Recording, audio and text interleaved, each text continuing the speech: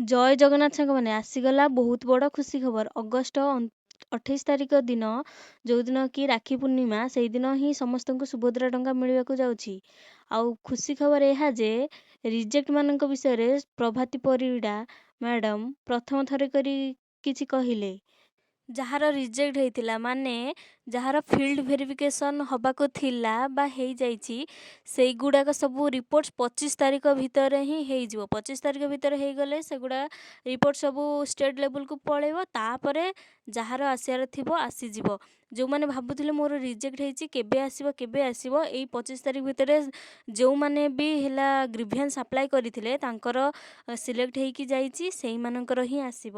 Reject ହେଇଥିଲା କେଉଁମାନଙ୍କର ନା, biometric ନଥିଲା ତ ସେ ତ ହେଇଥିଲା। IT ରିଟର୍ଣ୍ଣସ୍ ଯେଉଁମାନେ ଦେଇଥିଲେ ବା ଭୁଲ ବଶତଃ ଦେଇଥିଲେ, 5 ଏକର ଜମି ଯାହାର ଅଛି, ସ୍କଲାରସିପ୍ ଯାହାର ଅଛି, ସେ ସବୁ ରିଜେକ୍ଟ ହେଇଥିଲା। ସେଇ ସବୁ ଗୁଡ଼ାକ ହିଁ ଆସିବ। ଯେଉଁମାନେ ଗ୍ରିଭିଆନ୍ସ ଦେଇଥିଲେ ନା, ତାଙ୍କ ଷ୍ଟାଟସ୍ ଯଦି ଡିସ୍ପୋଜାଲ୍ ବା ରେକମେଣ୍ଡେଡ଼ ଶୋ କରୁଛି ବା ଏଲିଜିବୁଲ୍ ଶୋ କରୁଛି, ସେଇମାନଙ୍କର ହିଁ ପଇସା ମିଳିବ। କାହିଁକି ନା ମ୍ୟାଡ଼ାମ୍ କହିଲେ ଯେ ଯେଉଁମାନଙ୍କର ଆପ୍ରୁଭ୍ ହେଇଯାଇଛି ସେଇମାନଙ୍କର ମିଳିବ।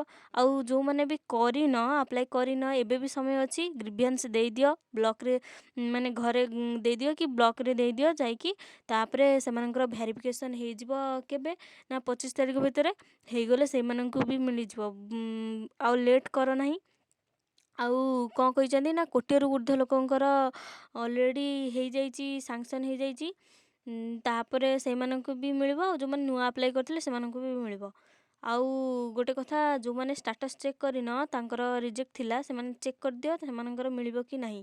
ଆଉ ଯେଉଁମାନେ ଗ୍ରିଭିଆନ୍ସ ଦେଇଥିଲେ ତାଙ୍କର ଚେକ୍ କରିଦିଅ, ତାଙ୍କର ଗ୍ରିଭିଆନ୍ସଟା ମାନେ କ'ଣ ଦେଖାଉଛି, ଏଲିଜିବୁଲ୍ ଦେଖାଉଛି ନା ରିଜେକ୍ଟେଡ଼ ଦେଖାଉଛି, ସକ୍ସେସଫୁଲ୍ ଦେଖାଉଛି। ସେଇଟା ଚେକ୍ କଲା ପରେ ଜାଣିପାରିବ ଯେ ତୁମର ପଇସା ଆସିବ କି ନାହିଁ।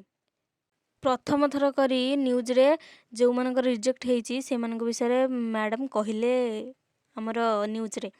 ଆଉ ତାପରେ ନ୍ୟୁଜ୍ରେ କହିଲାରୁ ଖୁସି ତ ସମସ୍ତଙ୍କୁ ଲାଗିବା କଥା, କିନ୍ତୁ ସମସ୍ତେ ଟିକେ ଧ୍ୟାନ ଦିଅନ୍ତୁ। ସେ କହିଲେ କି ଯେଉଁମାନଙ୍କର ବାୟୋମେଟ୍ରିକ୍ ହେଲା ହେଇନି, ରିଜେକ୍ଟ ହେଇଯାଇଛି, ସେମାନେ ବାୟୋମେଟ୍ରିକ୍ ଦେଇଦିଅ। ଆଉ ଯାହା ବି କହିଲେ ଗ୍ରିଭିଆନ୍ସ ହେରିକା ଦିଆ ହେଇନି, ସବୁ ଦେଇଦିଅ। ତାପରେ ସମସ୍ତେ ଭାବୁଥିବେ ଗ୍ରିଭିଆନ୍ସ କେମିତି ଦେବେ ନା, ନିଜ ମୋବାଇଲରେ ଯିବେ, ଯେଉଁଠି ଅଭିଯୋଗ ଅଛି ସେଇଠି କ୍ଲିକ୍ କରିବେ, ମାନେ ସୁଭଦ୍ରା ପୋର୍ଟାଲକୁ ଯିବେ। ତାପରେ ଯେଉଁଠି ଅଭିଯୋଗ ଅଛି ସେଇଠି କ୍ଲିକ୍ କରିବେ। ସେଇଠି କ୍ଲିକ୍ କରିସାରିକି ଅଭିଯୋଗ ଆବେଦନ ଅଛି ସେଇଠି ହିଁ କ୍ଲିକ୍ କରିବେ। ସେଇଠି କ୍ଲିକ୍ କରି ସାରିଲା ପରେ ଆପଣଙ୍କର ଯାହା ବି ସବୁ ଅଭିଯୋଗ ଅଛି ସେଇଗୁଡ଼ା ସବୁ ଦେଇଦେବେ। ସବୁ ଦେଇଦେଲା ପରେ ଆପଣଙ୍କର ଗ୍ରିଭିଆନ୍ସଟା ସବମିଟ୍ ହେଇଯିବ। ଆଉ ଯଦି ନ କରିପାରୁଛନ୍ତି ବ୍ଲକକୁ ପଳାଇବେ, ସେଇଠି ସେମାନେ ଆପ୍ଲାଏ କରିଦେବେ, ଆପ୍ରୁଭ୍ କରିଦେବେ, ସବୁ କରିଦେବେ। ଆଉ ତାପରେ ଆପ୍ଲାଏ କରିସାରିଲା ପରେ ବ୍ଲକରୁ ଗୋଟେ କଲ୍ ଆସିବ। କଲ୍ ଆସିଲା ପରେ ଆପଣ ଯିବେ ସେଇଠିକୁ, ବା ସେମାନେ ଆସିବେ ଆପଣଙ୍କ ଘରକୁ ଦେଇକି ଫେସ୍ ଦେଇକି ଆପଣଙ୍କର ଭେରିଫିକେସନ୍ କରିବେ। ଭେରିଫିକେସନ୍ କଲା ପରେ ଡିଷ୍ଟ୍ରିକ୍ଟ ଲେବୁଲକୁ ଯିବ। ଡିଷ୍ଟ୍ରିକ୍ଟ ଲେବୁଲରେ ଯାଇକି ସେଠି ଷ୍ଟାଟସ୍ ଆପ୍ରୁଭ୍ ହେବ। ସେଠି ଷ୍ଟାଟସ୍ ଆପ୍ରୁଭ୍ ହେଲା ପରେ ପୁଣି ଆସିବ ବ୍ଲକ ଲେବୁଲକୁ। ବ୍ଲକ ଲେବୁଲରେ ସବୁ ଠିକ୍ଠାକ୍ ହେଇଗଲା ପରେ ଏଲିଜିବୁଲ୍ ଶୋ କରାଇଦେବେ। ଏଲିଜିବୁଲ୍ ଶୋ କରିଦେଲେ ଷ୍ଟାଟସ୍ଟି, ତାପରେ ଆପଣଙ୍କର 28 ତାରିଖ ଦିନ ପଇସା ପଳାଇ ଆସିବ ଆକାଉଣ୍ଟକୁ। ବହୁତ ଖୁସି ହେଇଯିବେ। ଧନ୍ୟବାଦ। ଯଦି ଭିଡ଼ିଓଟି ଭଲ ଲାଗିଛି ତାହେଲେ ସବସ୍କ୍ରାଇବ୍ କରନ୍ତୁ, ଲାଇକ୍ କରନ୍ତୁ, ସେୟାର କରନ୍ତୁ।